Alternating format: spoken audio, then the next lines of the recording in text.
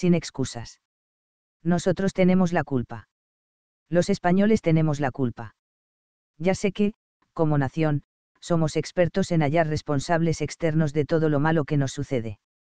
Quizás sea por eso que una parte de nuestro legado a los países hispanoamericanos, eso de latinoamericano siempre me pareció ridículo, es haber dejado implantado en ellos ese fatalismo que, en realidad, no deja de ser excusa de mal perdedor y que empuja a buena parte de los ciudadanos de aquellos países a repetir durante todas sus vidas que las desgracias de sus naciones se deben a la maldad de España primero, y a la envidia y la soberbia de los Estados Unidos después. Nosotros, como ellos, no vemos la realidad ni aunque nos la pongan a escasos centímetros de nuestras narices. Nosotros, como pueblo español. Porque los escasos individuos que sí tratamos de ver, comprender y redirigir esa realidad de fatalismo y complejo hacia una nueva dirección, somos a menudo tachados de antiespañoles y de toda una suerte de descalificativos que, dependiendo de qué lado provengan, varían desde el fascismo más rancio o el comunismo más alienante, hasta el masonismo más anticristiano y el sionismo más alucinante. Pero nosotros tenemos la culpa. Sin matices, sin excusas y sin tonterías que valgan. Ayer escribí en Facebook un breve comentario en apoyo a Viktor Orbán, presidente de Hungría. No lo hice por afinidad política. Lo hice porque, tiene tela la cosa, el presidente de una nación modesta como Hungría nos está dando lecciones a los que, viviendo de rentas históricas de gran imperio y heroicidades, que las hubo y yo no las negaré jamás, vivimos anclados en un pasado que ya no volverá y que reclamamos una grandeza para nuestra nación que hoy no merecemos ni estamos dispuestos a conseguir. Orbán declaró a George Soros, enemigo confeso de la civilización occidental y dueño de no pocos parlamentarios europeos y políticos de diferentes naciones de la UE, como persona non grata en Hungría. Y no contento con ello, impidió varias iniciativas que el multimillonario quería promover en territorio húngaro. Porque a Orbán, a su gobierno, a su partido y a una gran parte de la ciudadanía húngara les importa un pimiento que el mundo progresista conformado por políticos, empresarios y medios de comunicación les califique a diario de ultranacionalistas y ultraderechistas por el pecado de no querer aceptar las políticas antisociales de Soros a cambio de recibir financiación y apoyo de organismos internacionales. Hungría sabe que ese es un precio que debe pagar si quiere defender su soberanía. Un precio que no se atreven a afrontar otras naciones, como Alemania y Suecia, que miran para hacia otro lado mientras barrios enteros de sus ciudades se islamizan y su sociedad se quiebra bajo el peso y la censura de la ideología de género. En España, un país tan adelantado y tan del primer mundo que hasta se deja invadir por una inmigración ilegal en muchos casos violenta, a la que financiamos muy generosamente con nuestros impuestos, mientras dejamos que cientos de miles de ancianos pasen necesidad porque no hay dinero para aumentar sus pensiones, no encontramos un solo político con los arrestos necesarios para defender nuestra nación de injerencias externas provenientes de países de los que se supone que son nuestros aliados. Si nos limitamos exclusivamente a nuestro reciente periodo supuestamente democrático, recordaremos que hemos tenido un partido socialista en la era felipista que recibió dinero de la Alemania occidental a cambio de preparar España para la llegada de las empresas y marcas alemanas que vendían aquí sus productos bajo unas leyes de competencia que solían favorecerlas frente a otros competidores que ofrecían productos más modernos y competitivos. O el pelotazo que engordó los patrimonios de no pocos políticos, en su mayoría socialistas, cuando se adjudicó la compra de los trenes AVE a la compañía francesa fabricante del TGV, desdeñando la oferta japonesa, más racional económicamente y con máquinas más equipadas y veloces. La excusa fue el intercambio de trenes a cambio del desmantelamiento de la infraestructura francesa de ETA, pero el trasfondo real era el económico de mano egipcia que, entre otros, algunos futuros presidentes de comunidades autónomas aplicaban habitualmente valiéndose de sus puestos de influencia. En los últimos días ha vuelto a suceder. Emmanuel Macron, uno de los soplagaitas franceses de mayor responsabilidad en su país, se ha permitido amenazar, es decir, a tratar de interferir, en las políticas de Ciudadanos y sus pactos para la constitución de gobiernos municipales y autonómicos, además del nacional.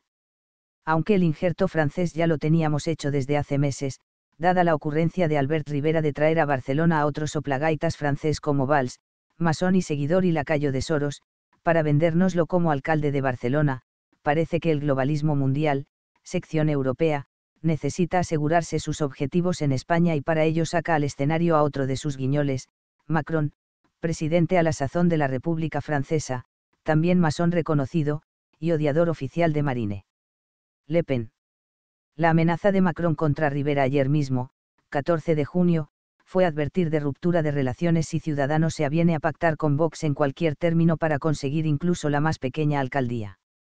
Es una amenaza real. Es teatro, sea cual sea el resultado, la realidad tras el escenario seguirá siendo la misma. Tanto Macron, como Valls, como Rivera tienen el mismo dueño ideológico. Y si alguien lo pone en duda, que abra los ojos y que examine con detenimiento, aunque esto le suponga dejar de ver Sálvame y Supervivientes durante un rato, cuáles son las propuestas de cada uno en economía, en política social y en ideología de género. Aún así, lo que no es de recibo, lo que debería provocar una protesta institucional en toda regla, es que todo un presidente francés se permita intervenir descaradamente en el funcionamiento de un partido político español, y sin ningún disimulo. Una protesta institucional que, si hablamos de intervencionismo de otros estados en nuestra nación, debería extenderse y ampliar sus medidas contra el Estado Vaticano y su descarada injerencia en la soberanía territorial española. Aquí la gente se queja de Gibraltar cuando se acuerda, o cuando toca exacerbar el asunto para desviar la atención de otros problemas más importantes. Pero parece que nadie ha caído en la cuenta de que la Iglesia Católica, que a la vez es un Estado reconocido, con territorio, soberanía, cuerpo diplomático, instituciones, y servicio de inteligencia propios, tiene a no pocos de sus representantes apoyando la independencia de Cataluña y de las Vascongadas, así como a sus independentistas y terroristas desde parroquias, púlpitos, iglesias y monasterios. No hay autoridad española que ponga al Vaticano en el sitio que le corresponde.